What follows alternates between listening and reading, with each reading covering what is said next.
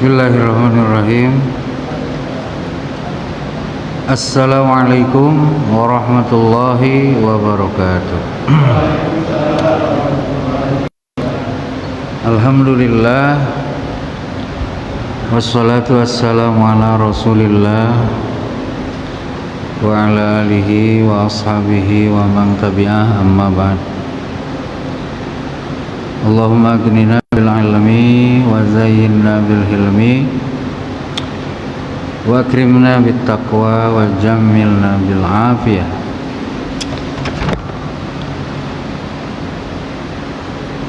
Hadirin yang mulia, puji syukur mari kita persembahkan kehadirat Sang Maha Pencipta Allah Subhanahu wa taala. Salawat salam selanjutnya mari kita bersama-sama ucapkan untuk Rasulullah, keluarga, sahabat dan pengikut beliau. Allahumma sholli wa sallim ala sayyidina wa maulana Muhammadin wa ala alihi wa ashabihi ajmain. Terlanjut ya, pekih sana. Minggu pertama ya. Masih ingat? Sampai mana kemarin? Sebulan yang lalu ya? Lupa ya? Selanjutnya hadirin, bagian kedua daripada air ini ada yang disebut at-tahir ghairut tuhur. Air tahir tapi ghairut tuhur. Airnya itu suci, tapi tak boleh digunakan untuk bersuci. Kayak inilah, boleh diminum kan? Boleh pakai wudu? Enggak kan? Nah, kata ulama, al-ma'u at-tahiru ghairut tuhuri itu ada 3 macam. Pertama, al-ma'ut tahur fil asli idza khalatahu tahirun ghayyara ahada awsafihi ats-tsalasa wa kana mimma yaslubu tahuriyat.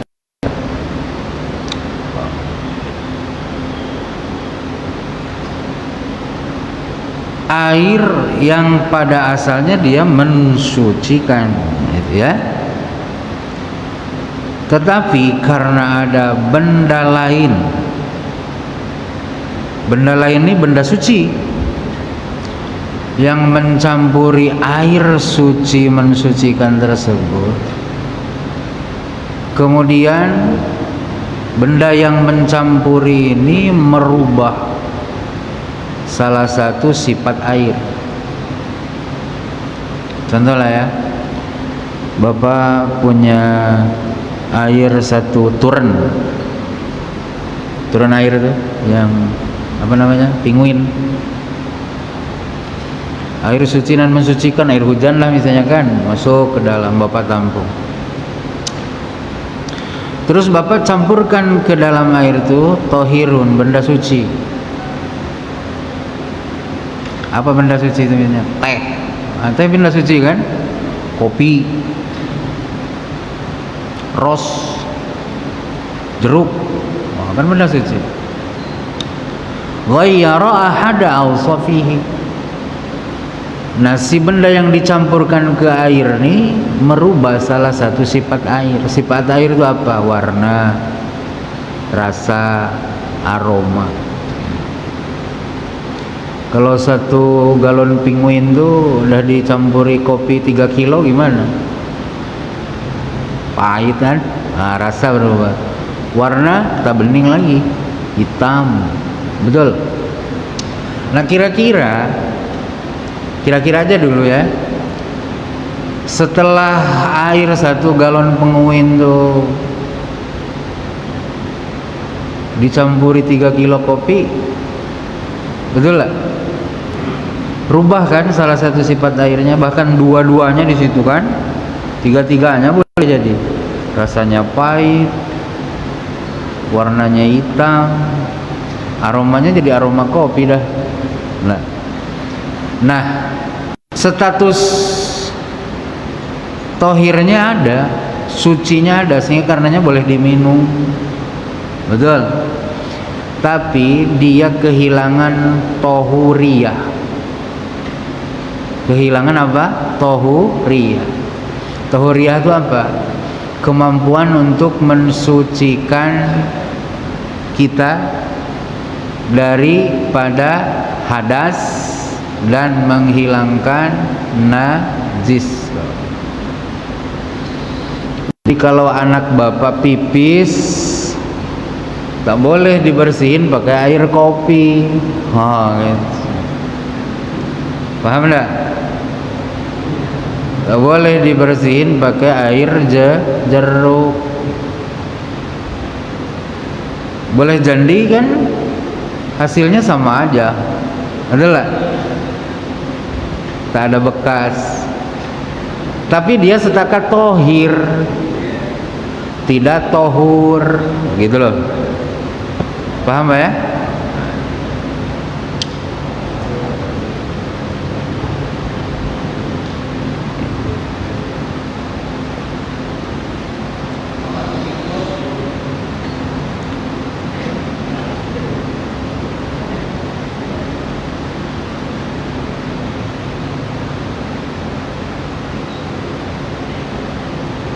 Ini penting ya, penting.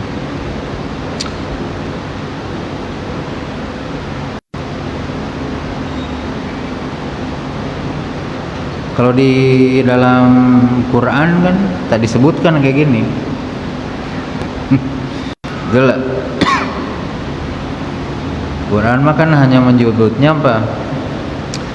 Wangjalna minas samai ma'an. Kemudian kami menjadikan air itu sebagai tohuron, sebagai alat bersuci.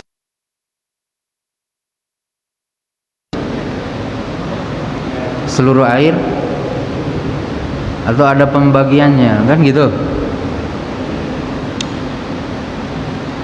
Nah, ulama nih Pak, ulama yang menjelaskan kayak gitu. Ya jelas dasarnya Quran, dasarnya sunnah Rasul.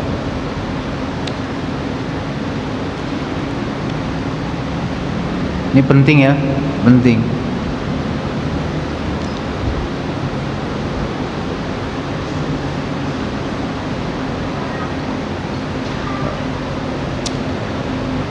Selanjutnya hadirin, yang kedua,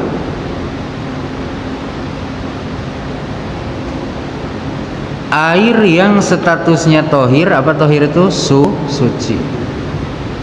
Tapi ghairut tuhur, tak bisa dipakai bersuci. Bersuci itu ingat-ingat, membersihkan hadas. Membersihkan hadas itu contohnya apa? Wudu. Kalau kita kentut, kita pipis, betul lah, kan hilang wudu kita. Supaya kita kembali kepada status suci dari hadas kentut, hadas apa tadi? Pipis, hadas ya. Nanti di depan lah ada disebutkan hadas. Nah kan harus berwudu, betul lah, harus berwudu. Nah, air yang dipakai wudu, bahasa Arabnya air wudu itu wadu.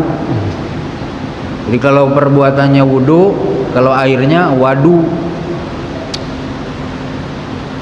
Nah, air wadunya itu harus air yang statusnya tohirun, mutahhirun, tohirun, tohurun.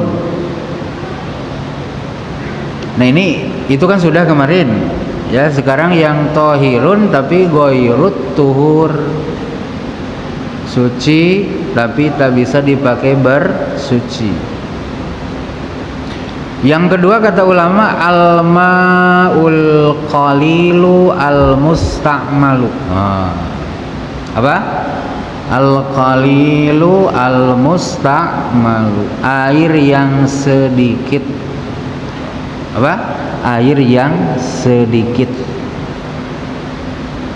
Al-musta'malu, yang sudah dipergunakan untuk bersuci.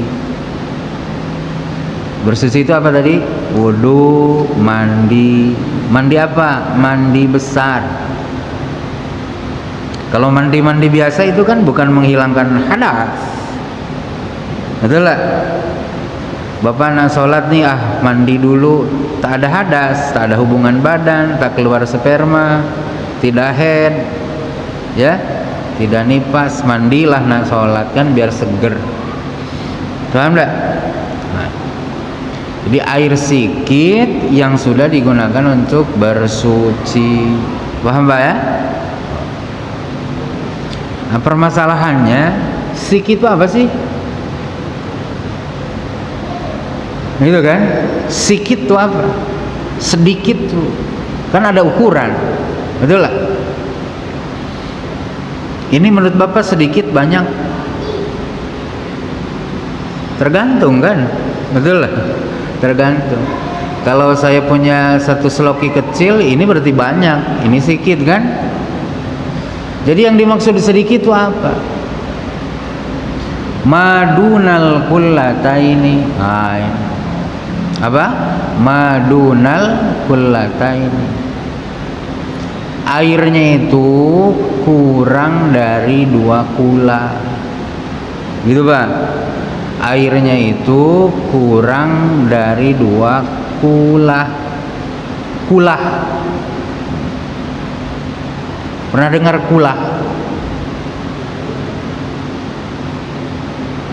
Jadi ukuran ya, ukuran volume kulah. Tapi ukuran dulu. Kalau sekarang volume apa? Kubik sekarang ya. Apa lagi Pak Ketua? Liter, kilo ya, volume. Kilogram itu kan volume ya. Bukan ya? Pengukur berat ya.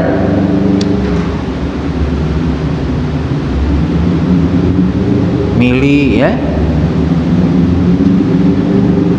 Kalau pengukur jauh, jarak kilometer ya. Kalau pengukur berat kilogram ya. Gram, liter, mil ya. Jadi dulu ada namanya kula.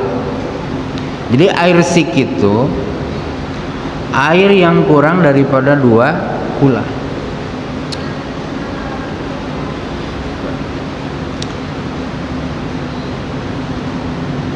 Nah 2 kula itu kan tak familiar ya, 2 kula itu. Seperti berapa kilo? 1 kilo. Kalau tak ada timbangan kan tak tahu gitu. Betul tidaknya, betul lah. Begini-gini kan, sekilo ada. 2 kula itu kata ulama, kalau ukurannya segi 4 gini, kubus ya, kubik ya, panjang tinggi sama lebar tuh 1 hasta 1/4. 1 hasta tuh 1 siku,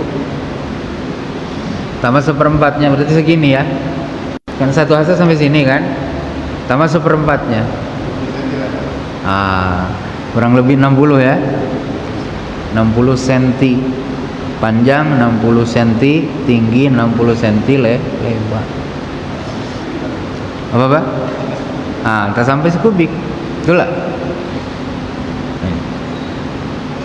Artinya nih Pak, kalau Bapak wudu, Bapak jatuhin lagi bekas air wudu tuh ke tempat nampung air yang Bapak tadi ambil, kemudian ukurannya kurang dari gambaran tadi.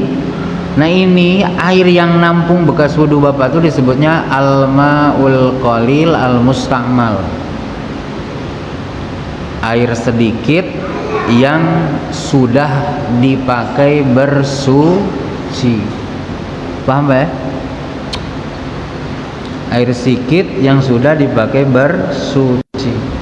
Statusnya apa? Tohirun, suci, tapi ghairu tohurin, tak bisa dipakai bersuci. Bersuci itu apa tadi? Wudu, mandi besar, menghilangkan najis. Apa ya? Nah, nanti saya akan ini di madhab Syafi'i dulu lah ya. Nanti akan saya utarakan pembanding di madhab lain. Dalam fikih ini Bapak harus sanggup berbeda, ya, harus sanggup berbeda, harus sanggup tak seragam, gitu. Harus sanggup menerima kenyataan itu, ya, jangan ngotot, ya, jangan ngotot. Karena perbedaan ini kan bukan baru sekarang, paham nggak?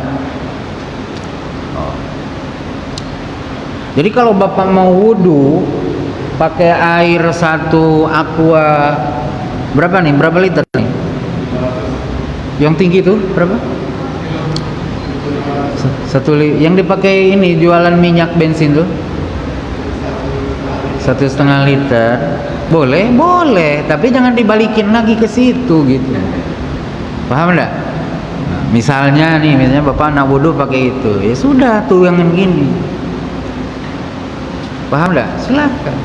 Bukan artinya wudu harus 2 kulah, bukan. Betul lah. Wudunya mah mau sewadah aqua silahkan. Tapi kalau bekas wudu, betul, jangan dipakai lagi wudu. Gitu loh. Kalau sedikit. Tapi kalau lebih dari 2 kula, kayak di kampung saya dulu waktu kecil sebelum ada keran, itu kan depan masjid itu ada kula besar loh. Panjang 2 meter, lebar 2 meter, panjang mungkin ada 6 meter, dalamnya 1 meter. Betul lah. Sebelum sholat kita mandi dulu situ, pakai wudu di situ, bersihin wudu, bersihin hidung, jatuh ke situ. Betul lah. Boleh lah. Kenapa? Ukurannya lebih dari 2 kula. Air wudu kan jatuh situ juga. Apalagi basuh kaki, masuk aja ke dalam dulu gitu. Betul lah. Kalau orang kampung lah, kalau orang kota tak tahu saya. Itu mah tidak masalah. Kenapa? Karena airnya aksara min kullatain, lebih daripada 2 kula. Jadi Pak Ketua, kalau Bapak nak ngirit biaya air, betul? Tua bikin aja bak besar di situ. Pak Ketua tulis di situ, tak boleh pakai gayung. Air wudu jatuhin lagi. Kami kurang listrik, gitu kan? Kurang air. Sama gitu ya? Paham? Nah itu. Karena lebih daripada 2 kula. Oh, itu ukurannya udah berapa hasta lagi, oh? Itu. Lebarnya aja mungkin udah 6 hasta. Oh. Paham Pak ya? Gitu ya.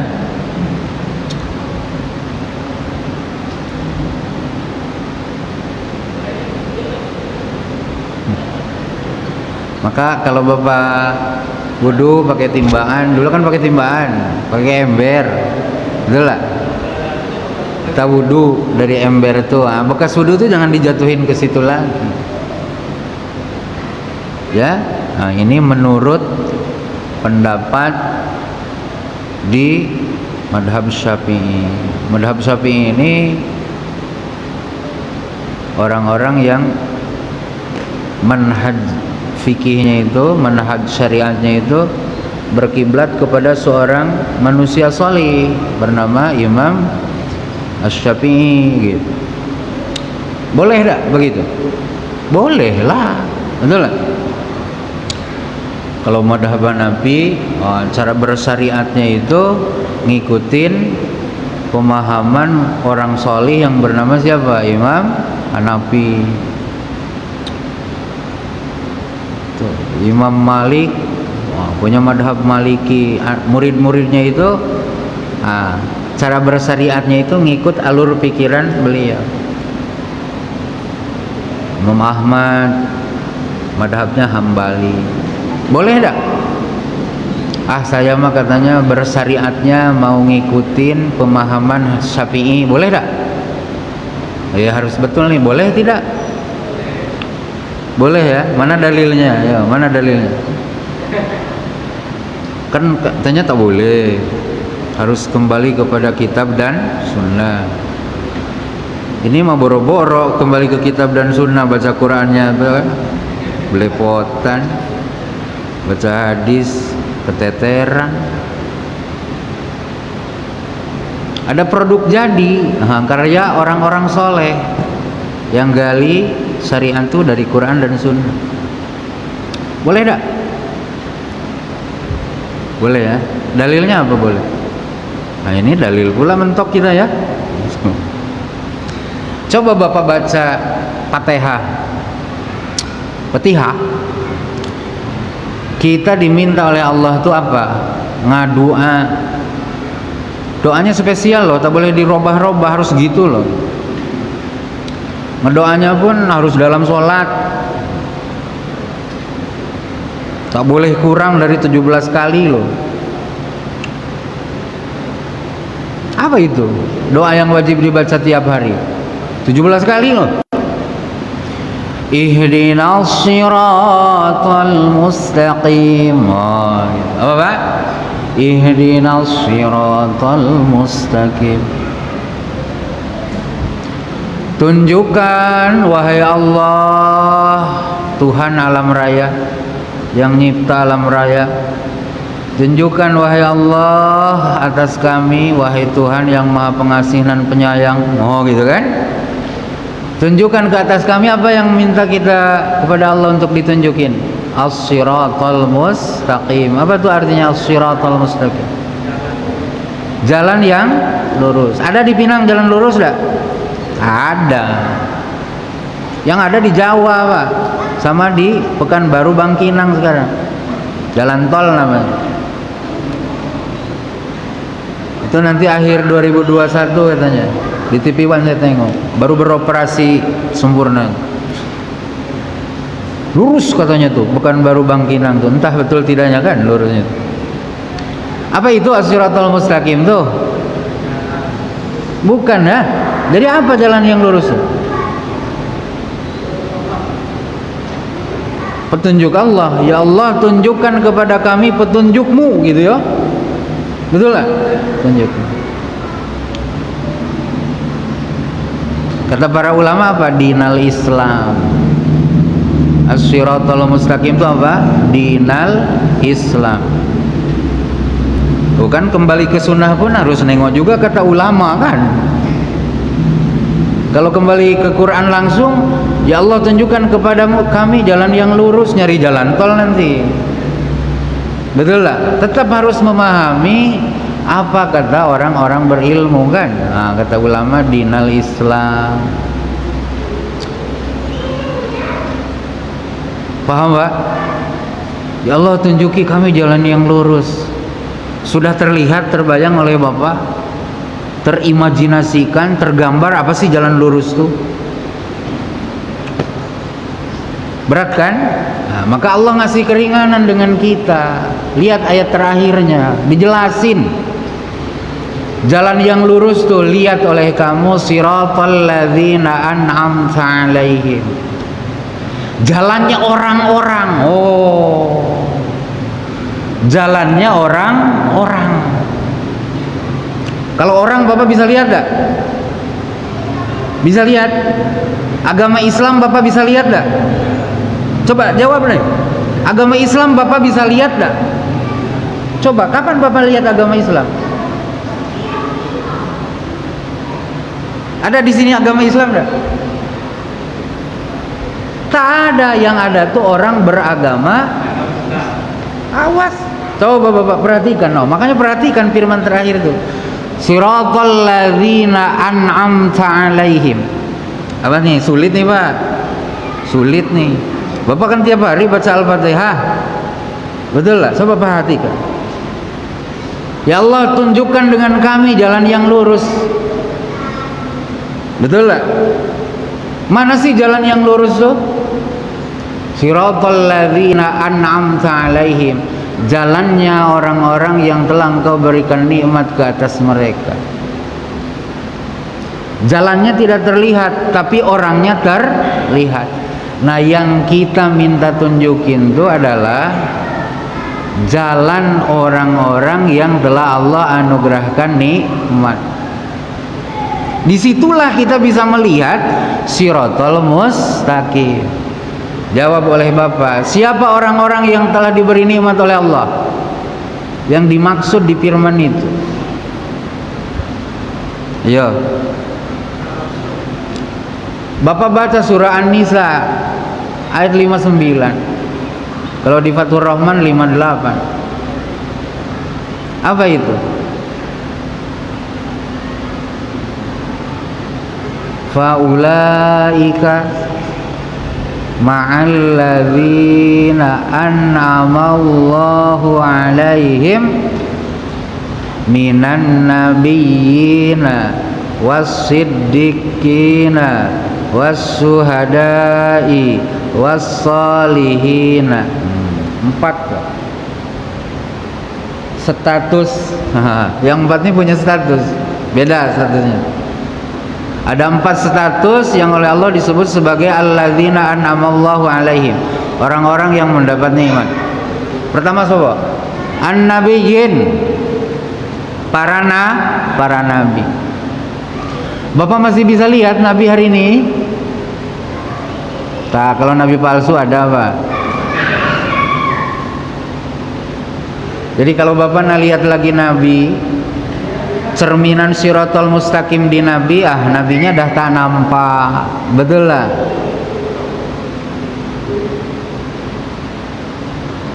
Nabinya dah tak nampak. Alhamdulillah, ini bersyukur kita. Betul. Kehidupan Rasul ini alhamdulillah sebagian direkam oleh para sahabat. Nah, para sahabat pun tak bakhil.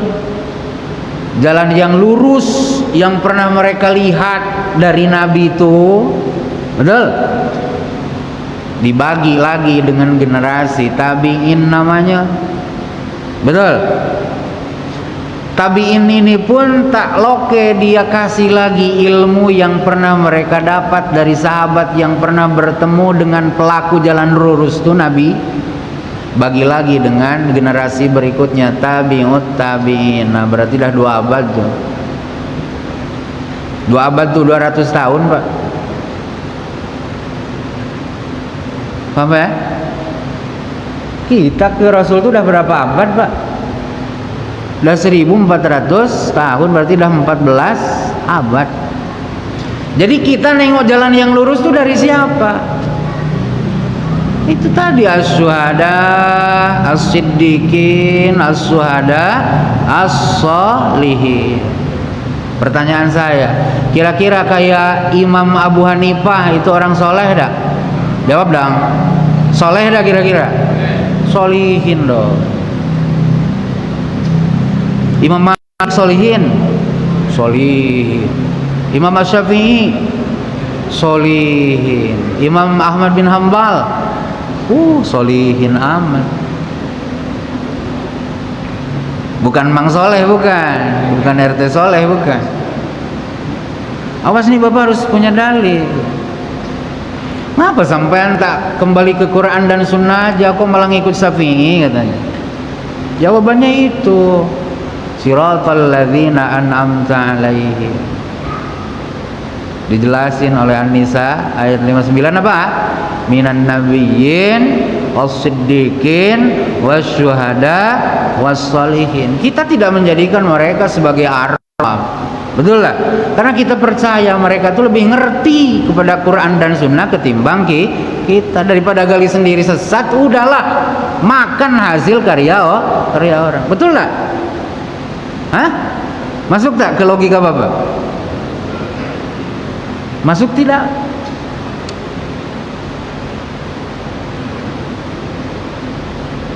Makanya kita ngaji fikih tadi kan, kaji fikih karya ulama. Kalau berani kembali ke kitab dan sunnah silahkan, betul. Tapi perangkatnya harus komplit. Jangan masih hadis keberapa ya? Mau apa sih buka begitu? Cemahanan apa tua macam gitu. Ntar kitabnya ketinggalan di rumah katanya. Ah, kacau bah. Paham enggak, Pak? Di sini.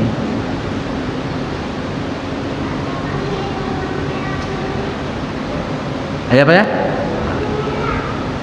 Jadi dalilnya itu. Apa dalilnya? Ihdinas siratal mustaqim siratal ladzina an'amta alaihim. Apa? Saya bukan melarang balik kepada kitab dan sunnah. Kalau berani punya alat silahkan, betul lah. Tapi kalau Bapak ngerasa kayak saya punya kemampuan, dah lah Pak, pakai aja karya orang solih yang ada sebelum kita. Betul tidak? Betul tidak?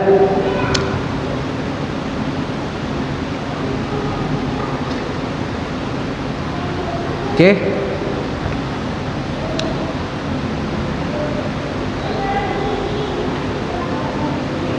Ya.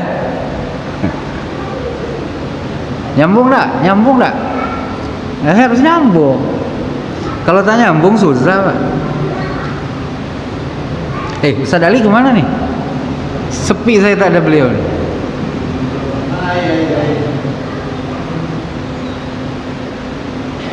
Lanjut ya. Jadi dua kulah itu gimana ukurannya? Tinggi. Tapi jangan pakai siku saya, pendek lah. Tuh kan baru datang. Puasa dia. Enggak. Tuh, sikut-sikut Bapak lah tuh, Pak Ustadz tuh. Panjang kan? Paham Pak ya? Yang ketiga, awas, Bapak harus berbaik sangka loh dengan ulama tuh. Ya, harus berbaik sangka dengan ulama. Jangan pula bilang, wah, Imam Syafi'i ini ngarang-ngarang aja. Janganlah begitu. Nauzubillah kita, jangan ada pikiran begitu. Orang kayak mereka itu orang yang paling takut dengan Allah, Pak. Kalau kita takut dengan Allah tuh baru cakap aja kalau ceramah itu, Pak. Betul lah. Kalau di depan kamera bilang takut sama Allah. Oh, kalau Imam Syafi'i dah zahiran wa batinan. Jadi jangan ada buruk sangka gitu, ngarang-ngarang aja Imam Syafi'i. Tak boleh itu.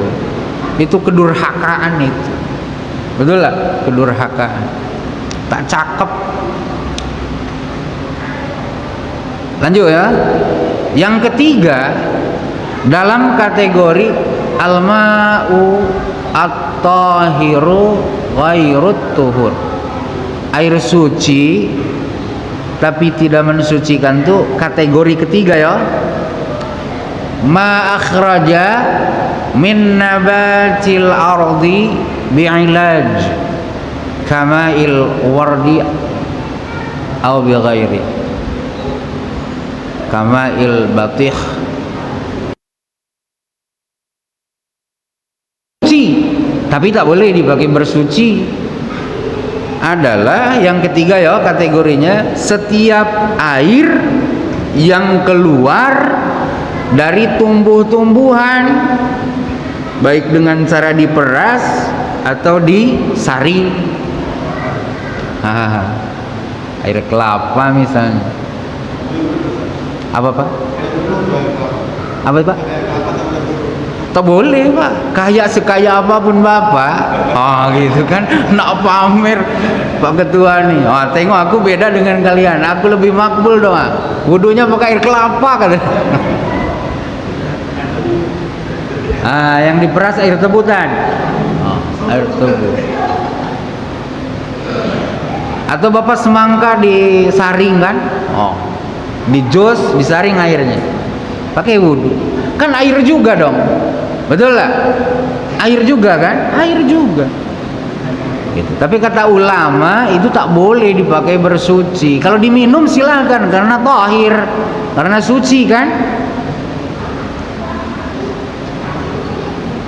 Kalau air najis atau mutanajis tak boleh, Pak. Betul. Tapi kalau kayak air semangka, air tebu, air apa lagi Ustaz? Kelapa, ya, itu suci, boleh diminum. Tapi tak boleh dipakai berwudu, tak boleh dipakai mandi besar, tak boleh dipakai menghilangkan najis, ngebersihin najis. Apa Ustaz? Air masak boleh kalau masih dalam warna yang asli ya. Tapi kalau urusan masak dimasukin kopi dah tak boleh. Karena itu yang tadi itu dibagi.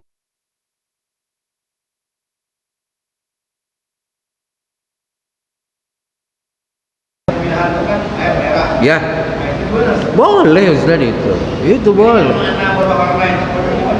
Yang tak boleh itu adalah airnya itu air asli Ustaz campurkan ke situ barang suci sehingga berubah salah satu dari 3 sifat air, warna, rasa, aroma. Kalau air tembilahan kan dah nyatu benda itu dengan air Ustaz. Betul lah. Ustaz kuras 30 tahun gitu juga keluarnya itu. Betul lah. Kata almarhum Abah Bujang, Allahumma gfir lahu warhamhu wa'afihi, Imam Masjid Raya tuh Pak dulu, Haji Raja As'ad, ya kan beliau orang Tembilahan. Nah, itu cerita di kampung Kurus katanya air itu tak begini gitu dia, merah ya. Almarhum dah wafat, semoga Allah mengampuni merahmati beliau, amin ya rabbal. Oh, Mbak ya. Nah ini ulama Ustaz, yang bagi dengan kita nih ulama. Betul lah, sayang dengan kita. Tahulah orang Taman Harapan Indah tuh, ulama kayak Imam Syafi'i ini suruh mikir susah, udahlah aku ringkas saja katanya. Mana yang boleh dipakai, mana yang tidak. Kan senang kita, betul lah. Jadi yang sudah sistematis karya ulama ini jangan diacak-acak kalau ini. Betul lah, jangan diacak-acak. Ya, biar makin rapi agama ini. Kalau diacak-acak susah nanti Pak. Ya, lanjut Pak ya. Bagian ketiga, kan bagian pertama al-tahir, al-tahur, suci dan mensucikan. Yang kedua al-tahir ghairut tuhur, suci tapi tak boleh dipakai Nah yang ketiga al-ma'ul mutanajjisu, air yang terkontaminasi najis. Nah bahasa kerennya gitu. Kalau bahasa Arabnya ma'un mutanajjis, air yang bercampur najis, air yang terkena najis. Bahasa orang modern, air yang terkontaminasi najis.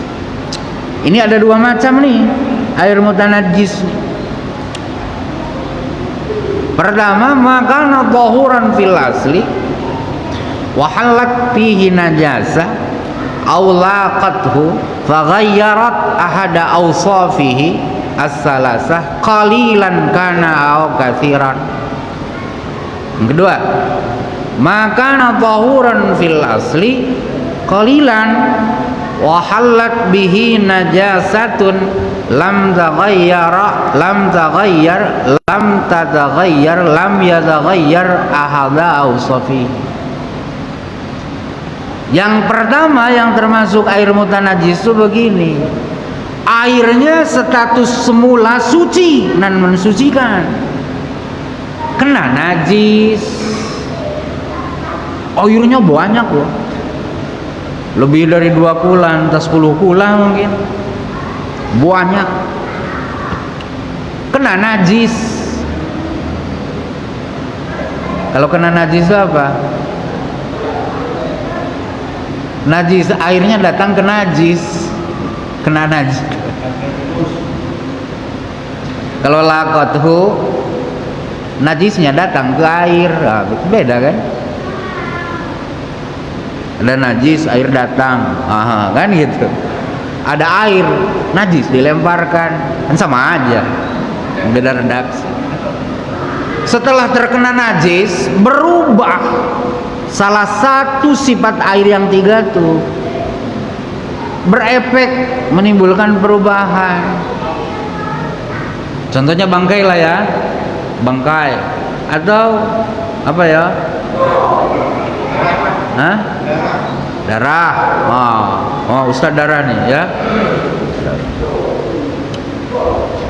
Airnya banyak Ustaz.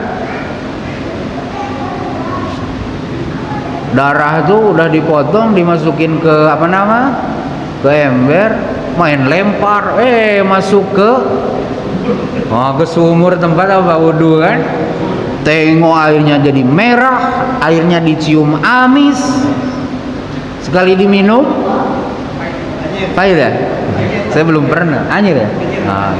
Oh kan berubah, paling tidak dua sifat air berubah. Padahal airnya banyak loh.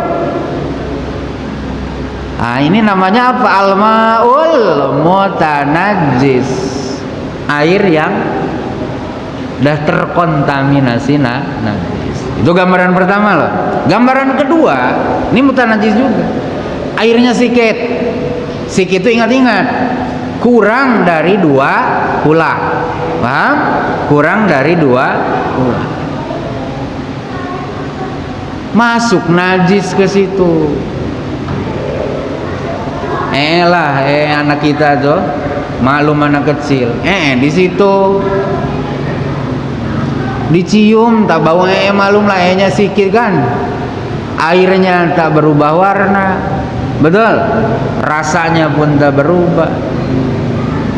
Karena sikit airnya, meskipun najis tersebut tidak memberikan efek perubahan kepada 3 sifat air, tetap ini air yang sikit menjadi air mutanajjis. Paham? Ustaz? Kalau bak mandi nak naik kecap sikit. Saya jawab, tanya dulu Ustaz. Tai cicak najis tak? Konsep airnya nih. Kan asal air. Konsep tahi kata dia. Konsep tahi itu najis, betul tak? Pertanyaan saya, bak Ustaz tuh 2 kula lebih atau kurang? Kan Ustaz tidak ngasih gambaran airnya segimana kan? Ke dalam bak aja kan gitu. Apa bak doang dalamnya kan? Tak ada air. Ya, belum. Kan Ustaz telat datang dah. Jadi Ustaz, ukuran berubah tak berubah tuh, kalau banyak lebih dari 2 kula berubah, itu mutanajjis. Kalau kurang dari 2 kula berubah atau berubah tetap mutanajjis. Nah 2 kula itu ukurannya kan tinggi panjang lebar itu 1 hasta 1/4 itu ya.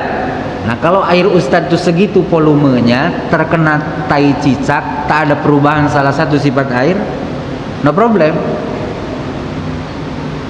Tapi kalau kurang dari 2 kula itu jadi masalah. Status air Ustadz mutanajjis. Itu tak boleh diminum, tak boleh dipakai kumur-kumur, kan mutanajjis. Nyuci apalagi. Mau masukin mesin cuci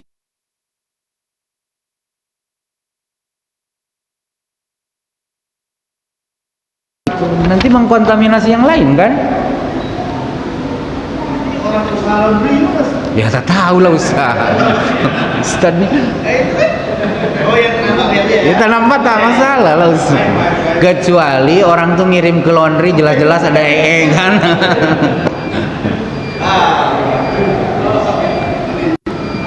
Nah ya. Oke, jadi jelas lah masalah air. Nah, nanti bulan depan berarti. Nah, ini kan saya utarakan pendapat di madhab Syafi'i ya. Bagaimana menurut madhab yang lain? Ini penting. Paham Pak ya? Ada. Jadi pesannya gitu Ustaz. Syiratal ladzina an'amta 'alaihim. Dengar ya? Alhamdulillah. Ya. Bukan anti kembali kitab dan sunnah. Kita tahu diri gitu ya. Kita tahu diri. Akal kita, ilmu kita sikit. Mohon maaf ya kekurangannya. Subhanakallahumma bihamdik asyhadu an la ilaha illa anta astaghfiruka wa atubu ilaik. Assalamualaikum warahmatullahi wabarakatuh.